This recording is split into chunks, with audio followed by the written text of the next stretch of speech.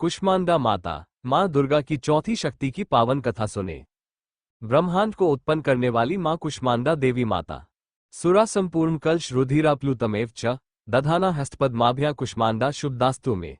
जो कलश मदिरा से भरा हुआ है, रुधिर अर्थात रक्त से लथपथ है, ऐसे कलश को मां भगवती ने अपने दोनों कर कमलों में धारण किया है।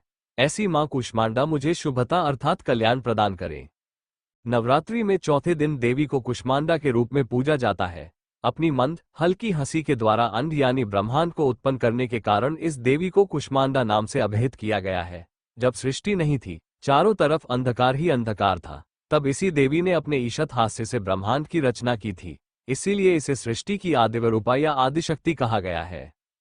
इस देवी की 8 भुजाएं हैं, इसलिए अष्टभुजा कहलाई। इनके 7 हाथों में क्रमशः कमंडल, धनुष, बाण, कमल पुष्प, अमृतपूर्ण कलश, चक्र तथा गदा है।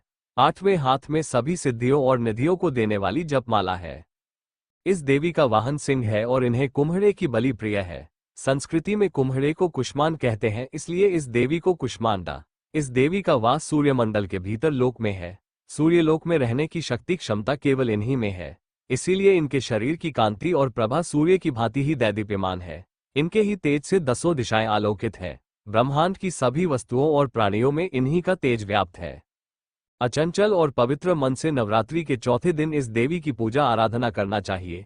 इससे भक्तों के रोगों और शोकों का नाश होता है तथा उसे आयु, यश, बल और आरोग्य प्राप्त होता है। ये देवी अत्यल्प सेवा और भक्ति से ही प्रसन्न होकर आशीर्वाद देती है। सच्चे मन से पूजा करने वाले को सुगमता से परम पद प्राप्त होता है। विधि विधान से पूजा करने पर भक्त को कम समय में ही कृपा का सूक्ष्म भाव अनुभव होने लगता है। ये देवी आदियों व्याधियों से मुक्त करती है और उसे सुख, समृद्धि और उन्नति प्रदान करती है।